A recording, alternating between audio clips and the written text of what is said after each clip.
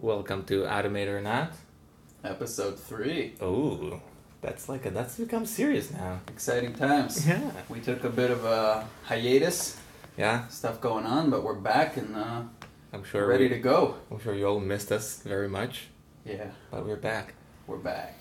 So a little something that I got a kind of a backlash. I wouldn't call it backlash, but with the very few people that listen to that, I got some I don't know, I wouldn't call it feedback or backlash, but people think we are trying to make everyone robots. Specifically, let's talk about food automation. So just a little clarification is we're not trying to make everyone robots. The idea is if you have notifications about when to eat, for example, this is just like some kind of a framework or a guideline about when you should eat. You don't have to do it. This is just supposed to help you to clear some of the things you need to rethink and remind yourself to do. So this is some of a kind of an easy way that you look in on your phone. Okay, this is lunch right now. Do you want to eat? You don't have to eat, but in theory you should eat because the more smarter self in the future or in the past know better than yourself right now. So you should go along, but you don't have to again. So not trying to make everyone a robot. Yeah, well, I would just add that we're not trying to make anyone anything. Always. But just to reiterate your point, what you're saying is that if you are to take on a system like this, the misconception people seem to have is that when your automated system comes into play, you have to follow it, like without thinking about it. You have to do it. Exactly. And then people feel very boxed in, whereas what we are actually saying is that these systems are just there to guide, and you can still bring in your own judgment in the moment as to whether you want to follow it or go some other direction. Yeah, so you have some flexibility, not a lot. There's still flexibility, right? There's still flexibility, which is important to clarify. It's not completely not rigid. Locking yourself in. So with that clarified, we're going to move into today's topic, which is, drum roll, groceries. Grocery shopping. Yeah, so I will introduce the topic a little bit. The idea is to automate or not, the shopping list. So I'll explain a little bit about what it means. How do you automate that even? So for example, you can write down every product you have in your home. You can do some kind of categories, which one you should check every week, which you don't have to check every week, but you write down everything, and when you do need to go to buy some groceries, you just going through those notes and check out whatever you need. You can even write numbers of how much do you need of every one. You need 5 bananas, for example, so you write 5, and how much do you have right now? You have 2, so you subtract. That's kind of an idea. So you literally can do that totally automatic. You can wake up, you can be tired as fuck or whatever, and still do that because you don't. Are we allowed to curse on this show? I'm not sure. I don't know what's the policy. I forgot. Check in. Sorry, go on. So the question is, you don't have to go. So you literally can do it totally automatic because you just go in on the list. How many do you need, and how much do you have? Very simple. Even a kid, even like a very young, very young kid, or someone that doesn't know about your list. It's mindless. Oh, there you go. That's the perfect thing. So you want to start with like pros and cons, or like? Yeah. So this is just. The details you gave are more kind of the system that we are working with. There are obviously going to be different ways to do it, but the general idea is a system that, with all of these things that we're talking about, is a system that you set up that requires some initial forethought. But once you have it rolling, it's very easy to go in and adhere to it without having to use a lot of your mental energy. So once that list is created, going to the grocery store, you can do it without paying attention nearly as much as if you were trying to figure out on your own. Or even when you're trying to figure out what you need, like you said, it's a much simpler thing once you have that list there because you don't have to start remembering what all the categories are. They're all already set up. Yeah. So the pros for this, I think, are, as always, pretty clear.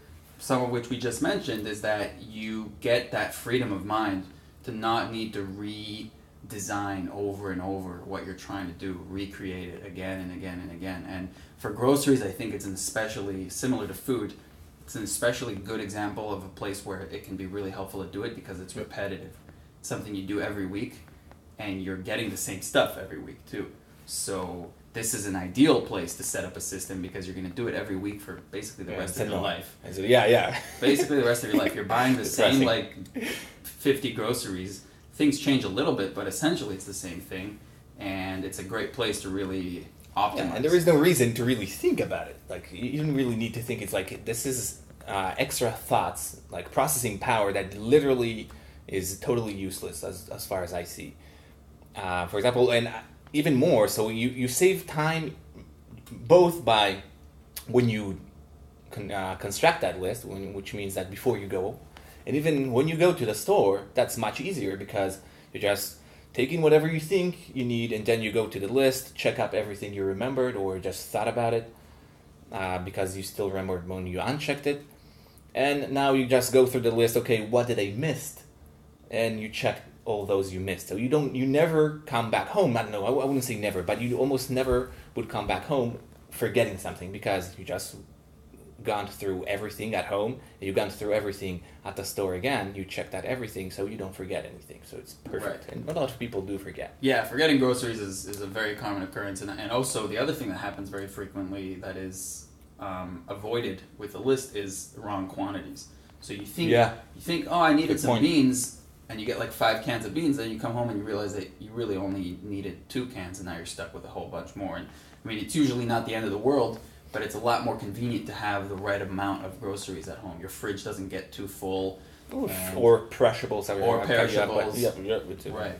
Yeah. So, yeah, I think we should move on to maybe some of the downsides to a list like this. So what are some downsides that you can think of with creating a list like this? I would think, first of all, constructing that list, the initial investment could take, I wouldn't say like hours, but you can definitely take some time to go through everything, write down everything, and create that system. So you need to create that system, and you will need to invest some kind of time, some amount of time to actually contrast that list efficiently, I would say, with not forgetting anything. And it's a constant work because sometimes you need not a lot of work, but every now and then you need to like move things and add or get some things you don't really need. So you need to always kind of maintain that list in some way. It doesn't take that much, but I would say it's that I can see why it could be a problem.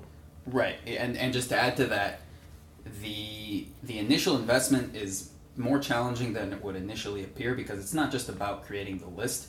You also have to figure out what you need, what amount you need of everything, and that's not as simple as it sounds. Ooh, so it's not that easy to figure out how many bananas you eat every week and how many bags of rice you go through every month. Like, this requires actually paying close attention to your consumption for a long period of time.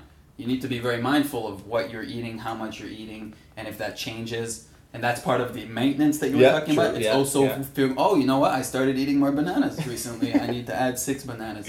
So, as with all these automation things, I think this is going to repeat itself, this pattern, but you have to put in the investment and then it pays off. And the question is always, is the investment worth it? I think, again, in this case, because it's so repetitive and so similar every week, we fall strongly on the side of it's completely worth the investment. But there's definitely something to be said for not having to put in all that work and just doing it the traditional way, which is, going every week and just winging it and hoping that it all works out. Yeah, so we definitely for it. Yeah, so that concludes another episode of Automate or Not. Thank you so much for tuning in. We really appreciate the support, and we will be back, hopefully more consistently this time. For another topic, and feel free to suggest topics too. Yeah. If you have anything you think of, or any comments, any objections, absolutely. Especially objections. We like objections. We are very aroused by objections. All right. Thank you. Adios.